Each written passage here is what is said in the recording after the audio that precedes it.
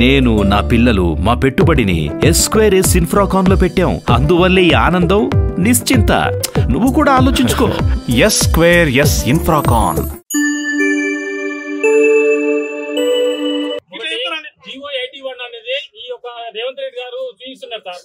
ఈ జీవో 81 అడ్డు పెట్టుకొని నిరుద్యోగులు రోడ్డు మీద పంపించారు కదా.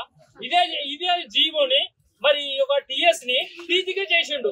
అప్పుడు జీవో అడ్డు రాలేదా? మా బతుకులు మార్చదంటే తెలంగాణ పేరునే మార్చింది. మా బతుల్ని మా తలరాతను మార్చమని చెప్తే తెలంగాణ రాష్ట్రానికి ఉన్నట్టు పేరు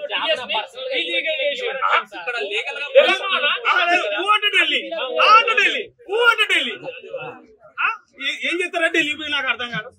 ఇంతమంది నిరుద్యోగులు ఒక్కొక్కడు ఎంత ఏడుతాను వాళ్ళ పిల్లలు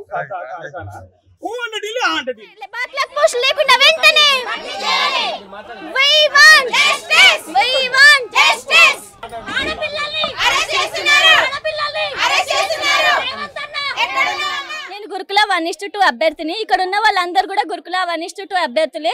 మాకు ఇప్పటి వరకు మభ్య పెట్టడం జరిగింది. 1:1 వాళ్ళకి ఇచ్చిన తర్వాత గురుకులాల్లో వెంటనే 1:2 ఉన్న అభ్యర్థులకు మెరిట్ ద్వారా మేము నింపుతామని చెప్పారు. కానీ ఇప్పటి వరకు ఎలాంటి స్పందన లేదు. గవర్నమెంట్ నుంచి మాకు అధికారికంగా ప్రకటన లేదు. మాకు అధికారికంగా ప్రకటన వచ్చేంత వరకు మా దీక్ష మేము విరమించము. అరెస్టులు చేసినా ఇంకేమైనా చేసినా కూడా మేము మాత్రం మా దీక్షను అసలు విరమించే ప్రసక్తే లేదు.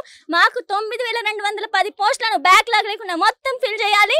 అందరికీ న్యాయం చేయాలి. ఈ ప్రభుత్వాన్ని మేము న్యాయం చేస్తుందని ఎన్నుకున్నాము. మాకు ఇంతవరకు కూడా నమ్మకం ఉండే గవర్నమెంట్ పైన ఈ విధంగా ఆడపిల్లలను కూడా చూడకుండా తీసుకొచ్చి వ్యాన్ లో ఎక్కిచ్చేసారు మమ్మల్ని.